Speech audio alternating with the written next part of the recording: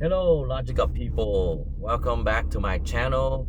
This channel is to challenge you to think logically through things and formulate your own view, own opinion of the world rather than listen to authorities or any political party. We've seen what happened in this past year uh, where they manipulate us into thinking a certain way. They cause us to do certain things, and then we found out later that that's not entirely true. Um, and they have an agenda to push us in a certain direction. Uh, that's why it's so important to use our mind and to use logic to sift things through. Uh, and then before we make up our mind on things. One thing I found interesting is that a lot of people today have college degrees, and yet they are no more logical than anybody else, which is kind of disappointing to me because college is supposed to teach you how to think, not what to think. And as a result of people going to college to just memorize and regurgitate, the result of that is they do the same thing in their private life when they see things on the news media, on whatever, even on the internet, that they happen to believe in, and so they keep believing in the same thing over and over and over again without any evidence at all whatsoever. And then when you try to challenge that by providing evidence, they have this deer in the head look, or deer in the headlight look, you know, and then they get angry at you because you kind of fry their mind or something, by challenging them into seeing things a little bit differently. They feel very angry, which is ironic to me, because if you find new evidence, it's supposed to make you interested, right? Intrigue, right? It would intrigue me. Somebody come up with something different, something new. I'd be like, man, I never thought of it. That's interesting. I may not believe it. Because I haven't seen all the evidence. If you provide me with all the evidence, then maybe you got something there, So anyways, the subject for today, okay, could be controversial, but again, facts are facts, okay? If you look at facts, then you can be offended all you want, but the facts are facts, okay? Let's look at the facts, okay? And the evidence, and the logic, okay? So the subject for today is, are we running out of resources? Because you hear it all the time, right? You hear it all the time on the news. Politicians tell you, president tell you, congressmen tell you, whatever, congresswoman, whatever. Studies have shown, scientists say, if we don't curb our use of oil, we'll run out of oil. It's a, it's a finite resource, So we have to turn off our electricity and not use, as much, because then someday we'll run out. On the surface, it looks very, very plausible. In fact, people in Europe are experiencing that right now because Vladimir Putin turned off their gas, okay? They got no gas for this coming winter. Shit, okay? They are going to freeze to death, all right? So on the surface, it looks right there. See, boom, right there. You look, the limited resources. Now imagine if we run out of gases, period. Nobody's there to turn it off. No dictator would be there to turn it off. But what if we run out of oil? What if we run out of gas? Then we have no energy. And look, see, that's why we have to conserve and this and that and the other. Sounds logical on the surface, but let me challenge you to this. Okay? Let me challenge you to this. If you were a caveman, do you know anything about oil? No, of course not. Oil was not discovered until, what? Early 20th century, late 19th century, right? Okay, the discovery of the use for oil. We're talking petroleum, okay? So if you were a caveman, okay, or early human, and you discover fire, for example, what do you burn to get the fire? Oil? Oh, you burn wood, right? You burn stuff around that you see, branches and twigs that drop from the trees at first. And maybe you chop down some wood in the forest, right? And you burn the wood. Now, if you were a somewhat smart caveman, early human, you would look at all the trees, you look at the big forest, and you could infer that, me chop down tree, me chop down too many tree, someday no more tree, right? You could infer that, okay? And then you could say, let's not chop down that many trees, because once they're gone, right? The trees grow back, but not fast enough, right? Because some trees, it takes like 10, 20, 30, 50 years to be big enough to become firewood, right? To be useful, okay? Is that true? If they burn down all the trees, did they run out of all the energy? No. They discover what? Coal, right? Coal, underground, and they use that as energy. See? Then they discover oil, right? And they use oil as energy.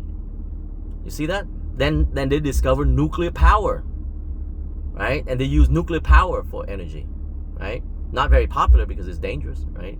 All the nuclear accidents, in the world cause people to shy away from nuclear power. But now they're trying to come up with a cleaner nuclear power. It's called fusion, right? So what am I saying here?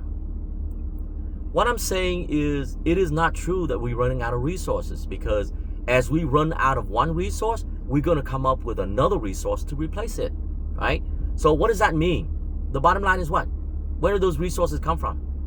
Come from the earth. Yeah, but how to use those resources? Where does that come from? Come from my mind, right? It comes from my mind. We come up with an idea of ways to use the resources that are already under the earth. Who defines what is a resource and what is not? We do. Our mind, right? And our technology determine. Okay?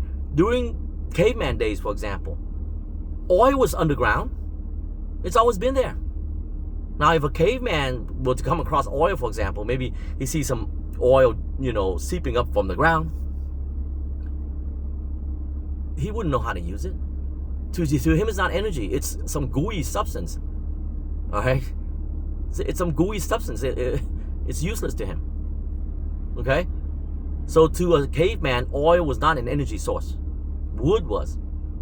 Until the technology catches up. His understanding of the world catches up. Then he sees oil as an energy source, and he learns how to extract the energy out of oil. Okay? Same thing with nuclear energy, and same thing with fusion that's coming up now. In the next few decades, they're going to come up with ways to fuse atoms to create energy instead of splitting atoms to create energy. It's a safer way. Or some other way.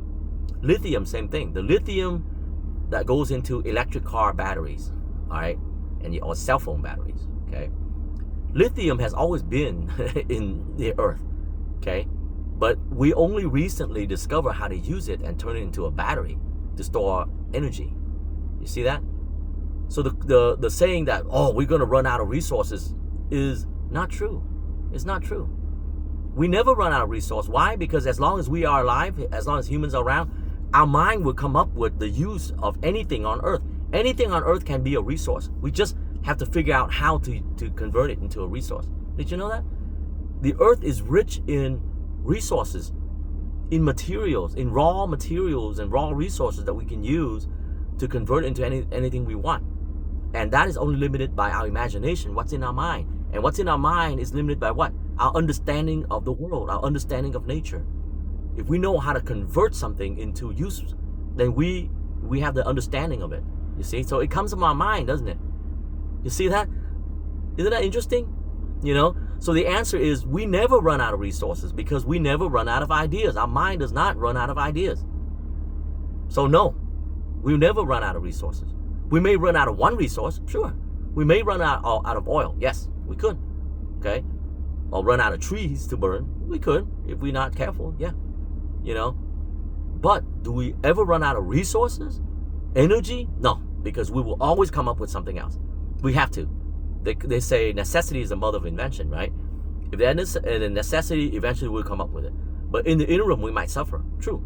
In the interim, if we are too dependent on petroleum, and if all that goes away, there's going to be a time period where we're going to be hurting. All right, we're going to be hurting because then we won't have enough energy, as much energy as we used to have. But then we'll figure out other ways, a substitute energy source. Like I said, either fission, which we already have, or fusion, which is the combining, the fusing of atoms to make energy. Okay, so again, use logic. All right, this channel is all about logic up. Use logic, think about things. Okay, don't just believe in what people say. So when alarmists, they always do that. They say things to make you support their agenda. But if you stop to think about it, what they say doesn't make any sense. It doesn't pass the logic test. Okay? Now, does that mean that I support the free burning of oil to damage the environment forever, and you will go out there and you have to have a mask on because it's all polluted? No, of course not. I don't support that. But I'm just saying, okay, we won't run out of energy source. We may run out of oil, yes. Just like any other energy source. We will. Okay? Eventually we will. But by that time, we would have come up with something else. Why? Because we need to. That's all. We need to. And here's the thing, and it spills over into the country that knows how to convert the quickest will be the rich country in the future. Am I right? So what does that mean? That means we have to support basic research, don't we? We can't just come up with something, a new source of energy like that, when oil all of a sudden cuts off. It takes time, okay? So we have to overlap, okay? We are using one source of energy now, primarily petroleum, but we have to overlap with other sources of energy and also new ideas, basic research that right now does not yield anything yet, but it will. That means we have to conduct research on the very nature of the atom, the very nature of energy, the very nature of creation, the very nature of existence. Why? Because that's where the energy is. The energy source is. Okay? That's a subject for another video, but the space in between space has energy. They find out now. Okay? The quantum energy, quantum field. Okay? So if we can tap into such energy source, it's infinite and it's enormous. It's enormous. It's big. Okay? It's even more powerful than the atom, the splitting of the atom, nuclear energy. It's even more powerful than that. And it's endless. So once again, that requires basic research. So that's why I fully support basic research. We pay very smart people, okay, to conduct research on things that may not even yield any use for a long time. They're just exploring, right? They're exploring. That's why we have to do space exploration. That's why we have to fund the super colliders, okay? Because super colliders might come up with something that would solve our energy problem in the far future. But we gotta start somewhere, okay? You can't run before you learn how to walk, right?